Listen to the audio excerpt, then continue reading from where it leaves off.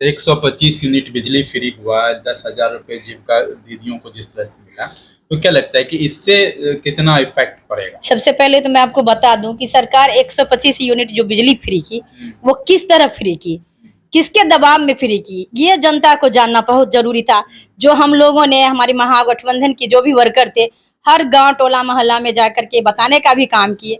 और खास करके माँ बहन योजना जब हमारी आई, माननीय तेजस्वी जी ने जो माँ बहन योजना के दौर पे जो हम 2500 रुपया का घोषणा किया, जो हमारा घोषणा पत्र था उसमें था कि हम 200 यूनिट बिजली फ्री करेंगे। ये सब जब आया तो बौखलाहट में माननीय नीतीश कुमार जी को लगा, हमारे मुख्यमंत्री जी को, कि अब तो सारा चीज एक तरफा हो जाएगा। तो वो दबाव में जो एक तरह से नकल करने का काम किए, दबाव में, प्रेशर में, कि किस तरह हम जनता को अपने तरफ आकर्षित करें। तो एन समय में आज 20 साल से एनडीए की सरकार थी बिहार में, डबल इंजन की सरकार थी। आप ही लोग बताइए, आप तो सब जगह जा रहे हैं, तो आज तक उन्होंने क्या किया, क्यों नहीं किया?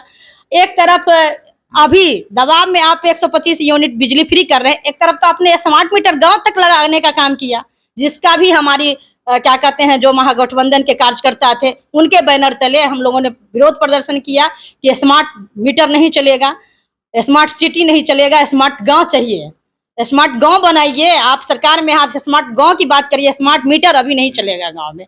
तो इस तरह से उनको लगा कि सारा चीज हम जो कर रहे हैं उसका एकदम जवाब, करारा जवाब मिल रहा है विपक्ष के द्वारा, तो अब हमें क्या करना चाहिए। तो वो एक तरह से साजिश करके कि चुनाव के समय में ऐसा चीज हम फेंके, दाना फेंके कि उस समय लोह में आकर के चिड़िया फंस जाए। तो इस बार बिहार की जनता चिड़िया बनने वाली नहीं है। स्लोगन भी काफी अपडेट हो रहा है तेजस्वी, मतलब जंगल राज को लेकर के मैडम, कि पुनः वापसी होगी तो वो दहशत फिर से दौड़ आएगा। ना कभी जंगल राज था बिहार में, और ना कभी वापसी आरजेडी के आने के बाद होगा। अब जंगल राज क्यों नहीं था? अभी आप बताइए कि बिहार में जो ग्राफ बढ़ा है हत्या, बलात्कार, लूट का, तो आप आंकड़ा मिला लीजिए कि 2000 पहले का जो ग्राफ था उससे बहुत ज्यादा कम हुआ है। 2000 पहले का बिहार और 2025 का बिहार, दोनों में अगर ग्राफ में देखिएगा, लोगों के स्तर में देखिएगा, तो आपको कहीं ना कहीं लगेगा कि जिस तरह से मान के चलिए हत्या, लूट, बलात्कार का ग्राफ बहुत कम हो जाना चाहिए था, वो तो नहीं हुआ। अगर मान के चलिए कि 2000 में पूरे बिहार में 5000 रेफें हुई उदाहरण के तौर पे, तो आप देखिए ना कि 2025 में कितने रेफें हुई। आप उसके अंतराल कंपैरिजन कीजिएगा ना कि आखिर अंतराल उसका रेशियो है वो घटा कि नहीं घटा। तो इस तरह से इनका थोथी दलील है कि जंगल राज आ जाएगा या फिर वापसी हो जाएगा। ना कभी बिहार में जंगल राज था, ना कभी बिहार में जंगल राज होगा। महागठबंधन की सरकार आएगी और हम लोग पूर्ण बहुमत में सरकार जब बनाएंगे, तो अस्थायी सरकार जब होगी, तो कहीं से भी नहीं लगेगा। इस बार का जो भी हम लोग का घोषणा है, माननीय जो हमारे युवा आइकॉन तेजस्वी जी हैं, उनका जो भी घोषणा है वो जमीन पे दिखेगा। वो जो बोलते हैं वो करते हैं, और इसलिए करते हैं कि आप तमाम लोग देखने का काम किए कि 17 महीने में जब गठबंधन की सरकार बनी, तो 17 महीने में वही तेजस्वी जी, माननीय मुख्यमंत्री जी के कलम से ही बिहार के 5 लाख युवाओं को नौकरी देने का काम किए। तो आखिर इच्छा शक्ति होनी चाहिए वर्क करने की, काम करने की इच्छा शक्ति होनी चाहिए। जो एनडीए सरकार में किन्हीं लोगों के पास, कोई भी मंत्री, जो भी मंत्रालय उनके पास है, उनके पास इच्छा शक्ति नहीं है। उनको है कि बस हमको कमीशन किस तरह से टेंडर पास हो जाए, कॉन्ट्रैक्टर बहाल हो जाए और मेरा कमीशन मेरे पास आ जाए, मोटी रकम आ जाए, और इसके बाद और बिहार के विकास के नाम पे कुछ उनको होने वाला नहीं है। महागठबंधन में जहां तक कुछ दरार भी देखने को मिला इस बार, बेगूसराय की अगर हम बात करें, बेगूसराय जिले की अगर हम बात करें, तो एक बछवाड़ा क्षेत्र है जहां कांग्रेस भी है, सीपीआई भी है। इस पर आपका क्या कहना है? महागठबंधन से ही आता है। हाँ जी, मैं इस पे भी बोलना चाह रही हूँ। एक्चुअली है क्या, वहाँ पे महागठबंधन से जो हमारे शीर्ष नेतृत्व ने निर्णय किया, तो पहले से ये नहीं था कि वहाँ पे क्या कहते हैं उस लिस्ट में कि कांग्रेस का उम्मीदवार होगा।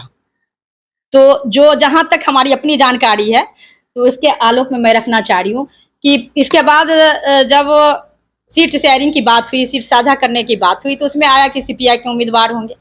फिर बाद में माननीय राहुल गांधी जी के जो टीम है, तो उनके द्वारा हो गया कि प्रदेश में राजेश राम जी अध्यक्ष हैं, कि नहीं शिव प्रकाश जी को लाया जाए।